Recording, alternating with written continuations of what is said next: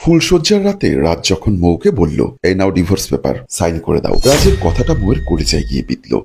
মেয়েটার ফুলশয্যার রাতে ডিভোর্স পেপারে সাইন করতে হবে এটা কখনো ভাবেনি সে। হাতে কাঁচা মেহেদির সাজ, অপরূপা লাগছে মেয়েটিকে। ডিভোর্সের পেপারে সাইন করতে গিয়ে এক ফোঁটা চোখের পানি টপ করে কাগজটার উপর পড়ল।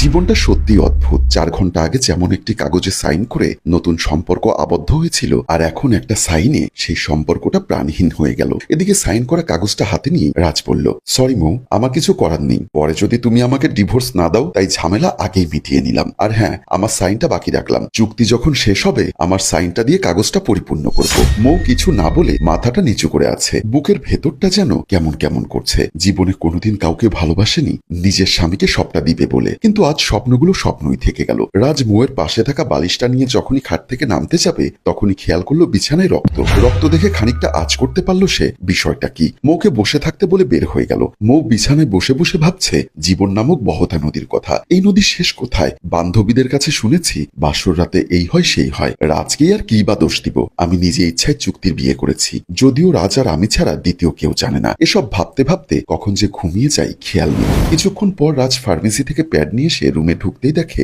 মৌ ঘুমোচ্ছে। মনে হচ্ছে অষ্টাদশী কোনো রাজকন্যা। রাজের ইচ্ছা হলো না ওর এমন শান্তির ঘুমটা নষ্ট করতে, তাই সে মৌকে ডাক না দিয়ে বালিশটা নিয়ে সোফায় গিয়ে শুয়ে পড়ে। সোফায় শুয়ে থাকতে থাকতে রাজ সুমাইয়াকে ফোন দেয়। দুবার রিং হতেই সুমাইয়া ফোন ধরে বলল, হ্যালো জান, তুমি কেমন আছো? হ্যাঁ আমি ভালো। আর হ্যাঁ, তোমার কথা মতো মাকে খুশি করার জন্য বিয়ে করেছি। মেয়েটা রাজি হয়েছে। আচ্ছা 6 মাসের মাঝেই কিন্তু দেশে ফিরবে। সুইটহার্ট, আমাকে ভুলে যেও না। এখন রাখছি, বাই। আচ্ছা, টেক কেয়ার। সকালবেলায় পাখির কিচিরমিচিরে রাজের ঘুম ভেঙে যায়। ঘুম থেকে যখনই উঠতে যাবে ঠিক তখনই যেন বারবার দরজায় নক করছে। রাজ তাড়াহুড়ো করে উঠে যায়। তারপর গায়ের বালিশ আর চাদর গিয়ে বিছানায় রাখে। মৌয়ের দিকে তাকিয়ে দেখে মৌ এখনো ঘুমোচ্ছে। রাজ মৌকে ডাক না দিয়ে দরজা খুলতেই দেখে ঋত্য চা নিয়ে দাঁড়িয়ে আছে। আজকে চাঁদ কোন দিকে উঠলো যে আমার বোন আমার জন্য চা নিয়ে আসলো? হ্যাঁ, চা দেখলেই মনে হয় তোমার জন্য নিয়ে এসেছি। আসলে আমি চা তো ভাবির জন্য নিয়ে এসেছি। ঋত্য চা নিয়ে ভেতরে ঢুকে গেল সোজা। গিয়ে দেখে মৌ উঠে পড়েছে। মৌয়ের হাতে চা এগিয়ে দিয়ে বলল, ভাবি তোমার চা। তুমি চা নিয়ে এসেছো কেন? আর আমি সকালে চা খাই না। তো কি হয়েছে,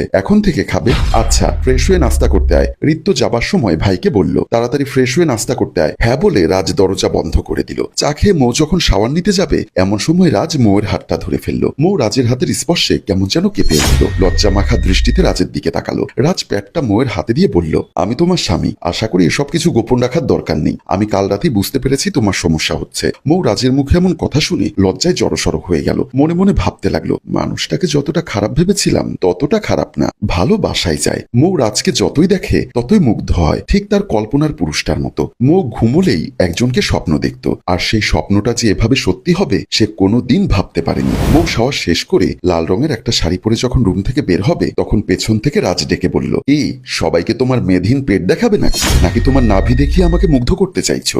এসব বাজে মেয়েরা করে। মৌ রাজের কথা শুনে কাদো কাদো ভাবে বলল, আমি শাড়ি পরতে পারি না, একটু পরিয়ে দিবেন? শাড়িটাও পরতে পারো না? কি পারো? রাজ ধমক দিয়ে মৌকে শাড়ি পরানো শিখিয়ে দিল।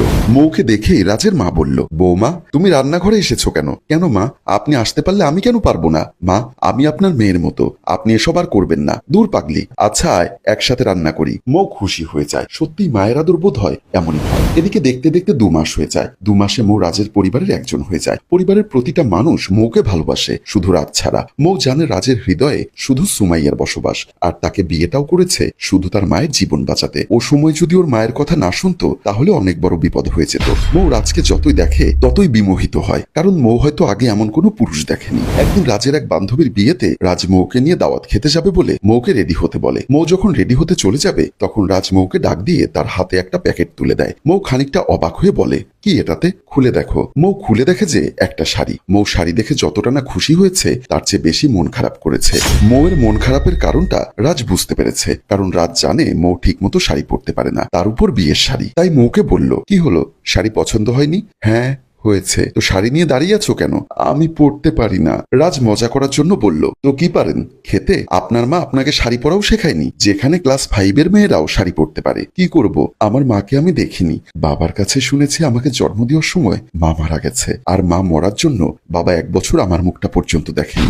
বাবা মাকে অনেক বেশি ভালোবাসতো। বাবার ধারণা ছিল আমার জন্যই মা মারা গেছে। রাজ স্পষ্ট দেখতে পেল মৌয়ের চোখের কোণে পানি। কি বলবে ভেবে পাচ্ছে না। সত্যি শাড়ি পরার কথাটা মাকে টেনে বলা বলা উচিত হয়নি। আচ্ছা তুমি শাওয়ার নিয়ে এসো, আমি তোমাকে শাড়ি পরিয়ে দিব। মৌ কিছু না বলে শাওয়ার নিতে চলে গেল। রেডি হয়ে যখন বলতে আসলো তখন দেখলো রাজ ফোনে কথা বলছে। আমার যা ভালোবাসা সব আমার প্রিয়তমা সুমাইয়ার জন্য। মৌ পাশে দাঁড়িয়ে আছে। মৌ জানে রাস্তার না, সে নির্দিষ্ট কয়েকটি দিনের জন্য চুক্তিবদ্ধ। বলতে গেলে রক্ষিতা, ঠিক রক্ষিতা বলা চলে না, কারণ 3 বার কবুল পরে আল্লাহকে সাক্ষী রেখে বিয়েটা করেছে। সুমাইয়ার সাথে রাজের রোমান্টিক কথাগুলো মোর হৃদয়ে এসে আঘাত করছে। সমুদ্রের ঢেউ যেমন তীরে এসে আঘাত করে, ঠিক তেমনি রাজকে যখন সুমাইয়া ফোনে ভালোবাসার কথা বলে তখনই মৌয়ের চোখের কান্নিস বেয়ে টুপ করে কয়েক ফোঁটা অশ্রু গড়িয়ে পড়ে। সদ্য কাজল দেওয়া চোখটা আষাঢ়ের সময় যেমন নদী টইটুম্বুর থাকে তেমনি হয়ে যায়। কথা শেষ করে রাজ তাকে নিয়ে বেরিয়ে যায়। বিয়ে বাড়িতে এক পর্যায়ে একটা ছেলে মৌকে দেখেই বলে ওঠে, ইস, জিনিসটা সেই। ছেলেটার কথা শুনে রাজের মাথায় রক্ত উঠে যায়। বিয়ে বাড়ির সবার সামনে ছেলেটার গালে চর বসিয়ে দিয়ে বলে, এটা আমার স্ত্রী, কোনো বাজারের পণ্য নয়। ভবিষ্যতে কথা বলার আগে ভেবে বলবি। আর এখানে প্রতিটা মেয়েই কারো না কারো মা বোন স্ত্রী। তোর ঘরে যেমন তোর মা বোন আছে তেমনি সবারই ঘরে ভবিষ্যতে কোনো মেয়েকে জিনিস বলার আগে নিজের মা বোনের চেহারাটা মনে করবি। দেখবি মুখ দিয়ে আর বাজে কথা আসবে না। মৌ আজ অনেক খুশি হয়, কারণ রাজ তাকে স্ত্রী বলে সবার কাছে পরিচয় দিয়েছে সবার সামনে। রাত্রেবেলা যখন রাজ বালিশ নিয়ে সোফাতে যাবে এমন সময় মৌ রাজের হাতটা ধরে ফেলে। আজ সোফাতে না গেলে চলে না, আমরা তো স্বামী স্ত্রী, তোমার প্রতি তো আমার একটা অধিকার রয়েছে। হ্যাঁ আমরা স্বামী স্ত্রী, তবে বাহিরের লোকদের কাছে, কিন্তু ঘরের ভেতরে না। তুমি হয়তো চুক্তির কথা ভুলে যাচ্ছ। আমি বিয়েটা করেছি শুধু মায়ের খুশির জন্য। আর সুমাইয়ার বিদেশ থেকে আসতে দেরি হবে বলে মাকে এই অবস্থায় সুমাইয়ার কথা বললে কখনোই মেনে নিত না। আর তুমি তো টাকা নিয়েছো, তুমি এটাও বলতে পারবে না আমি তোমাকে ঠকাচ্ছি, কারণ তুমি নিজের ইচ্ছায় রাজি হয়েছো সব শর্ত মানতে। মৌ আর কিছু বলতে পারে না, চোখের পানি কোনো বাদ মানছে না। তার ভাগ্যটা কি এতটাই খারাপ ছিল যার জন্য ছোটবেলায় মা মারা যায়, বিয়ের পর স্বামীর ভালোবাসা থেকে বঞ্চিত হতে হয়, বাবা নিজের মেয়েকে সন্তান বলে পরিচয় দেয় না? সুপ্রিয় দর্শক, আপনাদের কি মনে হয় মেয়েটি কি কখনোই একটু সুখ পাবে না জীবনের কাছে? আমাদের আজকের গল্পটি কেমন লাগলো অবশ্যই কমেন্ট বক্সে জানাতে ভুলবেন না। গল্পটির ভাবনা ও পরিচালনায় অভিক, ক্যামেরায় শিহাব ও শাকিল এবং প্রযোজনায় মঞ্জুর মোর্শেদ। ধন্যবাদ।